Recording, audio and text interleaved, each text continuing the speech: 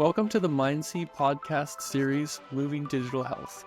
Our guest today is Jennifer Zelmer, President and CEO of Healthcare Excellence Canada. Thanks for joining us today, Jennifer.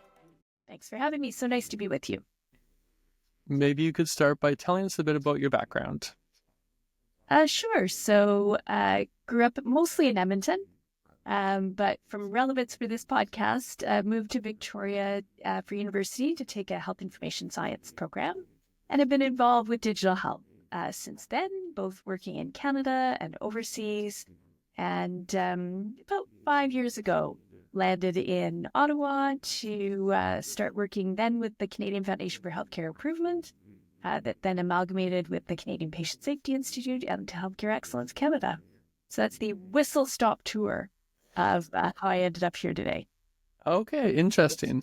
I actually grew up in Victoria and ended up going to University of Alberta and moving to Edmonton. So we've may have crossed paths and been in similar cities over the years. Nice. We swapped locations. Yeah. So did you go to University of Victoria or? Yeah, I did. Excellent. So maybe you could tell us a little bit more about Healthcare Excellence Canada and your role there.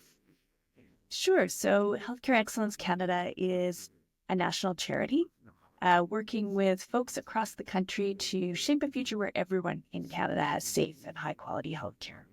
We're a pretty new organization, so formed from that amalgamation that I mentioned in the middle of the pandemic, and really focused on doing that work in 4 ways. So identifying people who are working on wicked problems and the innovations that they're finding along the way. And once those innovations are proven, looking to spread and scale them to more people. Recognizing, though, that if we work innovation by innovation, we're going to be at this for a very long time. So also building capacity for change within the health system, things like leadership development, engagement-capable environments. And last but not least, recognizing that local teams can do amazing work, but if they're trying to do that work in a policy or a structural context that makes things hard, they're pushing water uphill. So we also work to catalyze policy and structural change that makes the things that deliver value easier to do. Excellent. And maybe you could dive into some of those big pillars a little bit, and specifically around innovation. You know, what are some of the initiatives that you've been part of or trying to spearhead? You bet. So that first pillar, identify innovators and innovations. We just finished a Health Workforce Innovation Challenge, recognizing that, recruitment is obviously important, lots of people working on that side of things. But if we're not supporting and retaining people who work in healthcare, then we're not doing what we need to do. So the Workforce Innovation Challenge invited folks from across the country who were interested in that support and retention challenge to come together to work with their innovations in their context, but then share knowledge about what was working, build capacity together to make those changes happen. And we saw a whole range of innovations across. So everything from scheduling changes, in some cases supported by digital tools that enabled that to happen, to changes in roles, supporting folks in different ways with creating psychological safety in the workplace, creating the ability to feel that you could make changes in your workplace as well that we know is associated with retention and better quality of work life. So we had hundreds of folks across the country focused on that challenge, sharing with each other. So that's an example of that sort of first pillar, identifying those innovations. Mm-hmm. Think about the second pillar, that's spreading and scaling individual innovations. So if I take a couple examples in the digital space, one that we worked on a few years ago was around e-consults. So recognizing that if we can connect primary care providers with specialists in a more dynamic way, that we can shorten the time for the consults. And also, about half of the cases, there's actually not a need for a consult at the end of the day. If there's able to be a need for a formal referral, if there's able to be a quick e-consult between the primary care provider and the specialist. And so we worked there with 2 different models, one from Ontario, one from BC, as sort of the initial innovations. and then worked with folks across the country to spread and scale those particular approaches. And we did see that in the end, about half of the time, a formal referral was able to be avoided. And the average time to get a response was 1 to 2 days. So you were able to get a much quicker access to specialist care through that process in a way that supported primary care providers to be able to deliver care directly to their patients. Okay. And so what form did that tool take? Was it more of a digital tool or interface, or was it more of like a process procedure change? We actually had both as part of the process. So I don't know what your experience has been. My experience has been it's rarely the technology on its own that is able to deliver the real value. So it's that combination of technology in a really smart way of implementing to ensure that you get the value from it. And different teams in that challenge use different specific technologies. So what we were looking to identify as we do in all of our work is what are the core elements of that innovation that you need fidelity to get the results that you're looking for? And where do you need to adapt to local circumstances to realize the outcomes that you seek? And it's that balance between the two that allows us to move something from a pilot project to spreading across other settings and being able to understand those differences. Where do you need that consistency? Where do you need the variation that adapts locally that you're really able to move to scale successfully at the end of the day? Yeah, I was going to ask about that local adaptation and variations from province to province or health authority. How are you meeting some of those challenges, or are you seeing that it is in that specific circumstance? Were things very different from location to location, or did the same solution generally work in the different contexts? On the tech side, the solutions were quite different, but the end outcomes were the same. So the goals were the same. And so it was about how do you really deeply understand the needs of the patients you're serving, the needs of the providers you're working with? What's the nature of how that technology solution is going to embed within their workflow, is going to embed within their needs? So the needs of, for instance, a primary care practitioner who may be primarily serving patients in very rural and remote areas will be different than the needs of someone who's in downtown Toronto, downtown Vancouver, and has, easy access to specialists right around the corner. So recognizing that those circumstances differ, and therefore the needs of not just the specific technology solution, but also how you implement it are going to differ as well. And who are some of the partners involved there? Like, is this a collaboration between private sector and public, or is it more kind of, innovation from within? Yeah, so we tended to work directly with care providers, whether they were in regional health authorities or primary care or specialist services. And then they were the ones who chose the tech solutions that were best in their circumstance. So we didn't do a collective procurement of a tech solution. They decided what was going to be right for them within the context and concept, and with support from coaches, with support from tools and resources that we had available to them to help make that easier to do, to be able to benefit from also their shared learnings peer-to-peer. So we often hear from folks who join our programs that initially when they join, they may be attracted by the seed funding opportunities, some of those kinds of things. But often where they actually find the most value is by working with coaches and by working with other people like them and being able to share those experiences and learn together as they move forward. Because chances are the particular, thing they may be tripping over, somebody else has already dealt with it and has an ability to connect and be able to learn together. And we definitely found that we've more recently been doing a lot of work around appropriate use of virtual care in primary care. And we're seeing that in spades, that there's, practices, there's approaches, there's shared learnings that apply and can be beneficial across multiple settings and can just save you that time and angst. Somebody has already been down this path before. Great. Let's learn from their experience. Yeah. And what are some of those learnings? I'm not sure if you can talk about anything specific around virtual care that you're seeing where just improving the whole experience for everyone. Yeah, I mean, I think virtual care at the beginning of the pandemic got slammed in fast and hard in lots of places because it had to be. And thank goodness it was, right? That Yeah. was what we had available to us. So, super grateful to everybody who took the plunge at that point. It didn't necessarily get introduced out of necessity in the most thoughtful way, or in the ways that we now know are most effective. So there's an opportunity now to look at, what do we want to do going forward? What does the use of virtual care look like going forward? Where does it really deliver value? And where are the areas where, frankly, we need to adapt and adjust? So we've seen, for example, the real importance of connecting with patients and providers, really deeply engaging around how do we design this virtual care service that's really going to be effective in that particular context, particular care path for patients. So if you think about something like remote patient monitoring, there's different ways of introducing remote patient monitoring. There's different ways of approaching what types of tech you have in the home. Do you need to train in person before you go home, or can you do that training remotely?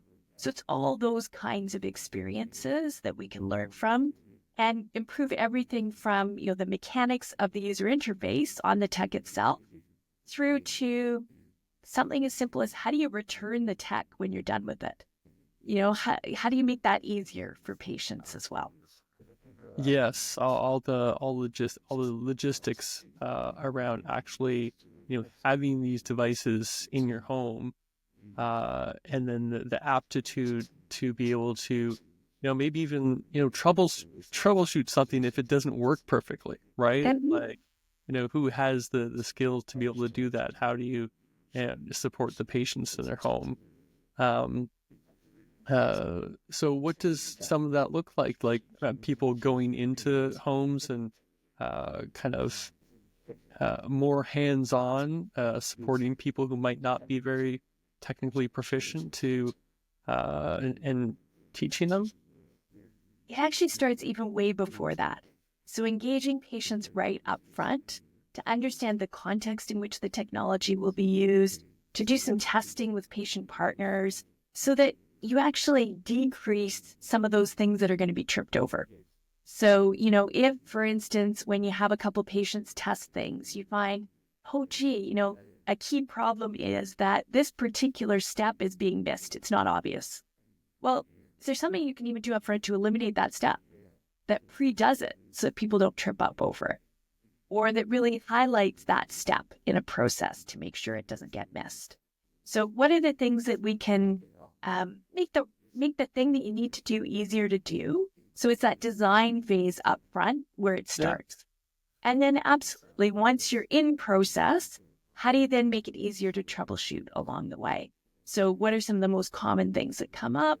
In some cases, we actually had peer-to-peer support. So patient partners helping other patient partners to be able to learn from each other about how to effectively use the tech.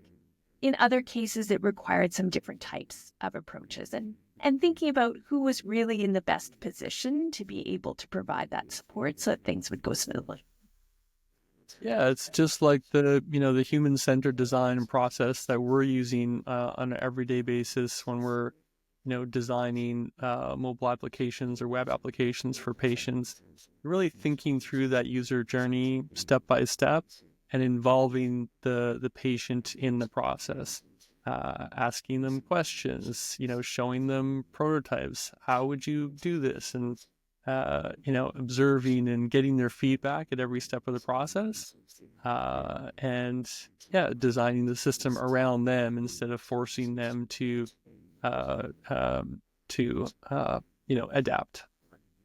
Absolutely. I mean, in a way, none of it's rocket science, right? Like we know these core principles, but it is about doing them consistently and doing them well and doing them with a range of different patients and circumstances. So you're not just working with partners in the design phase who may already be tech savvy, for instance, but Mm-hmm. making sure we're bringing in the full range of patients who are going to be actually using whatever the solution is. Yeah, it seems sometimes the main barrier can be, convincing the stakeholders that this is the right way to go about to do things, because it takes time and it takes resources, and sometimes not everyone's on board. Have you found that you have to, uh, really kind of sell it up the chain, or to everyone involved, or is it pretty people kind of see the value, and are willing to invest in it? I think most of the time people see the sort of value in principle, sometimes haven't had experience doing that kind of work in practice. So there Mm-hmm. is a process of, how do you do this work? And there's always that tension, isn't there, between, as you said, it takes time, it takes resources up front. So that tension between making sure that we've allocated the time, we've allocated the resource to do that step as part of the planning versus, quickly diving in, which is so tempting to do. But then you end up spending the time one way or the other, right? You can either spend it up front or you can spend it later. Just depends on whether you want to suffer the pain in the meantime of not having done it. Mm-hmm. You mentioned scheduling as well, and I've heard this is a big one from many others, uh, that every hospital system is using different ways of scheduling. A lot of it's just like spreadsheets, and there's so many last minute changes and swapping and rotations. Can become very complex and chaotic. Um, was it a very similar situation as to what you described with virtual health, or is there different challenges to solve there? To some of the core principles, like user-centered design, absolutely the same. So, there's definitely some of those common threads. I think where there can be some differences is some of the structural issues that you need to think about in scheduling are different than the ones you need to think about in terms of virtual care. So, for instance, what's the relationship between scheduling shifts and existing collective agreements? How do you provide the flexibility that people are looking for while staying true to the commitments that have been made through those agreements? Or do you need to have conversations around the next round of adapting those agreements going forward to meet everybody's needs more effectively? So there's some of those kinds of broader considerations that would be different than with virtual care, where you may be more thinking about how does virtual care fit within a clinician's workflow? How is virtual care compensated? All those kinds of issues are a bit different, but some of the same core issues on the sort of tech adoption side ring true still. And how about rolling out a solution? Because it's the kind of thing, it's tough to just do little pieces and improvements and iterative scheduling improvements without just kind of uh, you know a complete new system. How did you tackle that?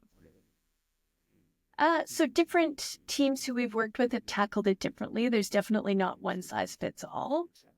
For some folks, it has been more of a process leading up to a full implementation of a new scheduling solution.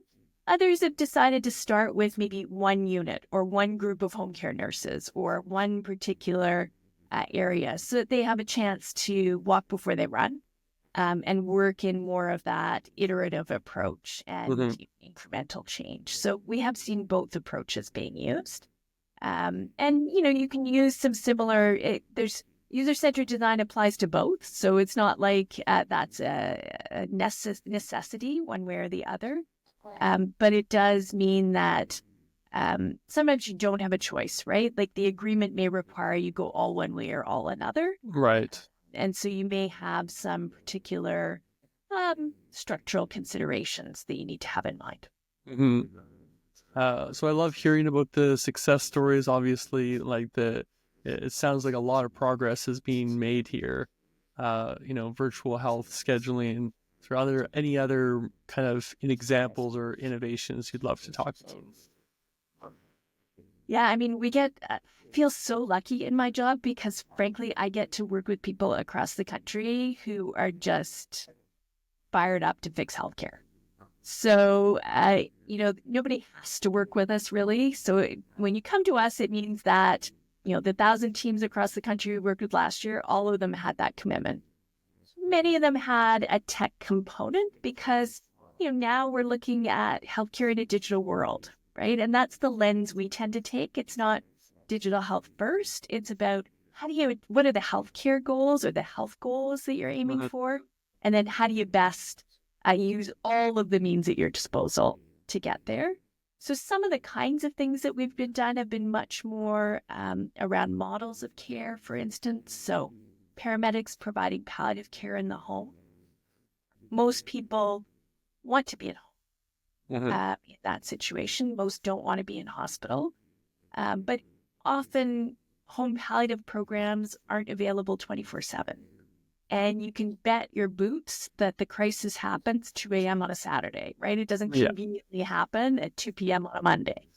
So what often used to happen is that paramedics who visited the home, because that's who the call goes to, it goes to 911, all they could do was just transport the patient to hospital. And then they ended up in a merge, which is not the place where they wanted to be. So by introducing new models of care that supported different scopes of practice for paramedics, also often had a back-end clinical solution, digital solution that would allow them to connect in with the patient's care plan for the palliative team, that would allow them to connect in with support that they might need to deliver the best possible care. They were then able to provide care in the home. So about half of the time, actually, paramedics who've been trained in this approach and supported to deliver it no longer have to transport the patient to hospital, but they're actually able to support them in their own home. And not only is that way better for the individuals and their families, paramedics find it really rewarding work because they're able to provide that care and address the issue that folks call 911 for. And also we found that on average, it saves half an hour on a paramedic call, because many of our emergency departments, paramedics have to wait for the patient to be admitted. So by being able to care for the patient in the home, they're actually also saving time and then able to help more patients too. Yeah, less waiting around. Yeah. Excellent. So it sounds like your team is very busy. Maybe tell me about the team at Healthcare Excellence and some of the people that are helping to move forward these innovations. Yeah, we do have an absolutely amazing group of just over 100 folks who work in Healthcare Excellence Canada. And we've now got folks who work in every province across the country, not yet in the territories, but I'm sure that's coming soon. And so we as an organization work very virtually as well, although we do still have a physical office in Ottawa. And the folks who work with us have a combination of backgrounds. Some of them have clinical backgrounds. Some of them have backgrounds in improvement. Some of them have IT type backgrounds. So we've got the whole mix of folks who work together. And that's sort of our core on staff. But the team is actually broader than that. So we have coaches as well across the country who don't typically work for us, but are partnered with us at faculty for the different programs. And then patient partners also who work with us and provide advice both to HEC, but also to those we work with. And then, of course, as I mentioned, peer-to-peer support is an important part of our programs. So the teams we work with are also part of that team. Because they can provide support to the team next door or the team very far away. We find, for instance, we have a Northern and Remote network that we host, which is basically the health systems north of 60.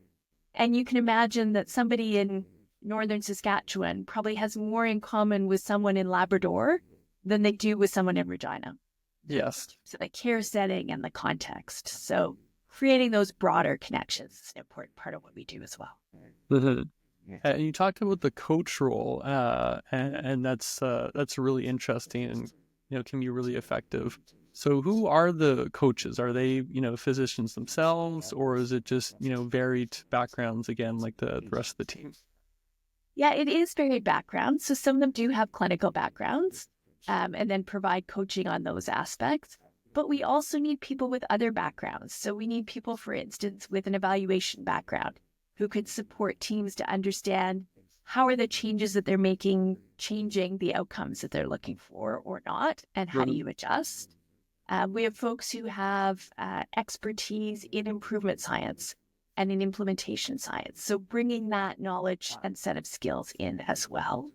So you have a whole range of folks with different backgrounds so that we can draw on them as we need to along the way. And a really important part of our coaching team are expert patient partners and folks who have other types of lived experience because they can provide a very different perspective on things like how do you engage effectively? How do you ensure that you are being responsive to your community, that you're really listening well? So we need that full range of skills in our coaching team, just as we do in our core staff. Excellent. Switching gears a little bit, I did notice that you recently graduated from Royal Roads University. Could you tell us a bit about the program there? Yeah, so I took an executive coaching certificate, actually. So to up my own skill level on coaching and get a different set of tools in my leadership toolbox was really the goal. And it was very much a learning by doing program, which is a way that I learn effectively. So it was the opportunity to really get skills and experience in how do you coach well. And how do you do that in a context where you may have technical expertise in a subject matter or you may not? And how do you support people to be their best selves and to achieve the things that they're aiming for? And was that a lot of in-person work, or was it mostly remote and virtual, or? It was no in-person work. Yeah. It was all remote. So I met, I think, with one of my fellow cohort, there's quite a lot of us, once for coffee in person because she happens to be in Ottawa, but otherwise it was all remote. But it was just such a fascinating mix of people across the country. So in the team that I was working, for instance, with most directly, we had one person who had a sales background on the commercial side, one person who was a master trades person, so brought that set of experience, a former Olympian who brought a sports background, someone who came from real estate world and brought that perspective. So we had a whole range of different backgrounds, which meant that we were really able to focus on coaching competencies because we did not have subject matter in common. Nice. Well, it sounds like a great group. And is that something you always been kind of continuously learning and in addition to your career? Or? I mean, I love to learn. How many of us, don't want to do that and try new things along the way? I think for anyone in digital health, though, it's kind of a requirement, isn't it? Even if I think about where something like generative AI is today compared to where it was even a couple of years ago, fundamental change. So I think early on, maybe it was some of the tech changes that sort of pushed me into that continuous learning. And now I just love to learn whatever the subject happens to be. Yeah, I think in my day job in technology, things are changing so fast. Every day is continuous learning for me, and I love it as well. I'm just always impressed when people can, take courses on top of their regular duties and to kind of improve their knowledge in other subject matters. So good for you. Well, I was really fortunate. I had two colleagues who forged the path a year ahead of me. It showed me that it was possible. So I was able to take the plunge based on those peer-to-peer learnings. Nice. So when it comes to Healthcare Excellence Canada, are there any new initiatives or events or exciting things coming up that you'd like to share? So we actually just launched a new initiative in long-term care focused on how do we improve person-centered care so that we reduce inappropriate use of antipsychotic medication. So antipsychotics are amazing if you have psychoses. But if you do not have that diagnosis, then they are not the right medication for you typically. Yeah. But they are often prescribed to folks in long-term care. And so what we know is that reducing the use of those medications means that we need to look to what are the non-pharmacological approaches that are supportive of people where they're at and the needs that they have. So just to give you a concrete example, I remember this story that one of the teams that we worked with in an earlier program told me that one of the residents, anytime there was a team meeting at the nursing station, would come and would bang on the window. And it was quite disruptive to the meetings. And it was one of the behaviors that meant that he was put on antipsychotic medication. And when they huddled with the family and they really looked at what his background was, he had been an executive for his career. And so he was used to being the person in the meetings making the decision, not the person excluded from the meetings. So they brought in an extra chair. They brought in a clipboard. They welcomed him into the meeting. And he was there. And the meeting proceeded as it would normally have. And he felt included in that process. There was no more banging on the window, obviously. And, so sometimes it's those kind of concrete, specific changes that allow you to get to a different place. So that's a program that we've just launched. And then we've got more stuff coming up in the spring, looking at how do we support high-quality primary and community care that reduces the need for emergency department visits. Because about 4 in 10 Canadians said they went to the emergency department for something that they didn't need to if other care had been available in their community. Yeah. So that's a big effort that we're going to be tackling in the spring. And all very important places for improvement. And I love that story too. It's a great way to kind of wrap things up. And I really appreciate you joining me on the podcast today, Jennifer. Likewise, lovely to chat with you. And thanks to everyone listening. If you enjoyed the Moving Digital Health podcast, please go to movingdigitalhealth.com to subscribe to the MindSea newsletter and be notified about future episodes.